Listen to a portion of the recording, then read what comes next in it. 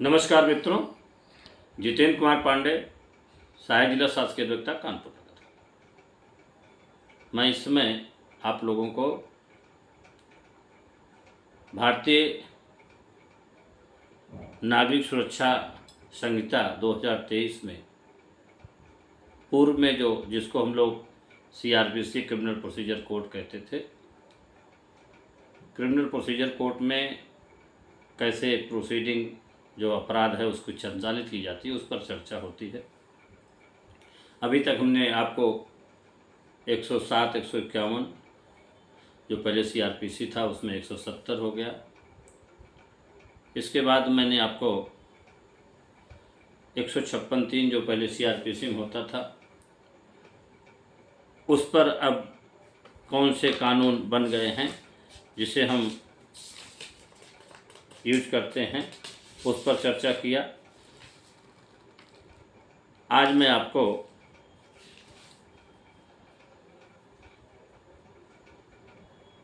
जब कोई मुकदमा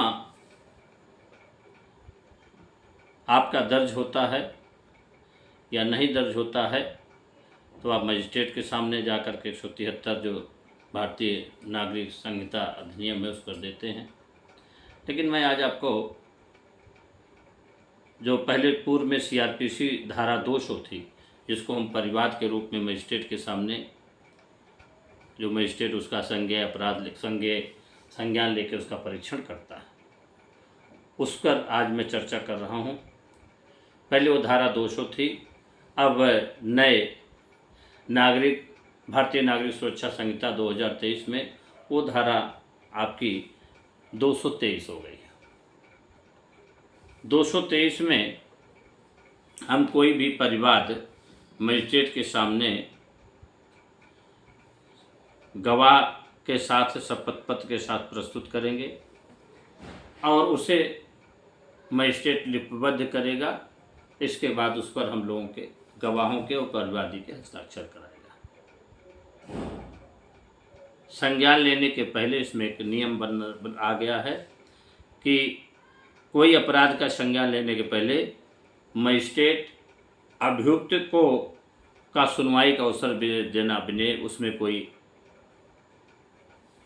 आर्डर नहीं कर सकता, आदेश नहीं करेगा। ये सुनवाई का अवसर दिए बिना उसमें कोई कार्रवाई नहीं कर सकता है। ये अब 223 में प्रोविजन दे दिया गया है। और इसमें यह भी कहा गया कि परिवाद में जो मजिस्ट्रेट है लिख कर दिया गया है तो मजिस्ट्रेट परिवादी को साक्षियों को परिचित कराना आवश्यक है। और एक बात इसमें, अगर किसी लोक अभियोजक के विरुद्ध दौरान उसके कार्य में अगर उसमें कर्तव्यों पर या उसके कृत्यों पर कोई कार्रवाई करनी है तो मजिस्ट्रेट उसके अपराध का संज्ञान स्वयं नहीं लेगा। इस प्रकार हम लोग किसी भी परिवाद को मजिस्ट्रेट के सामने जब प्रस्तुत करेंगे तो मजिस्ट्रेट उसमें परिवादी की गवाहों के साक्ष्य को एकत्रित करेगा। लेकिन अब इसमें जो परंतु कहा गया कि किसी अपराध का संज्ञान मजिस्ट्रेट द्वारा अभियुक्त का सुनवाई अवसर दिए बिना नहीं कर सकता है। अर्थात कोई संज्ञान जब लेगा तो उसमें अभियुक्त को सुनना उसे आवश्यक हो गया, पहले ऐसा नहीं था। ये इतना बदलाव इसमें आया है। और इस प्रकार कुछ ऐसे अपराध हैं जो धारा 224 है, उसमें संबंधित मजिस्ट्रेट को CGM भेज सकता है। इस प्रकार 225 में उसका परीक्षण करेगा। परिवाद में जो दायर होगा, परिवाद दायर करने के पूर्व, आदेश करने के पूर्व मजिस्ट्रेट चाहे तो स्वयं उसका परीक्षण करे या अपने पुलिस अधिकारियों से भी उसकी जांच करवा सकता है। ये धारा 225 में आदेश करने के पूर्व उसको जांच करने के लिए कर सकता है। इस प्रकार अगर उसमें कोई अपराध नहीं पाया जाता है तो 226 में वो परिवाद को खारिज कर सकता है। ये नई व्यवस्था CRPC में जो पहले थी, अब ये भारतीय न्याय संहिता की नई धारा में दी गई है।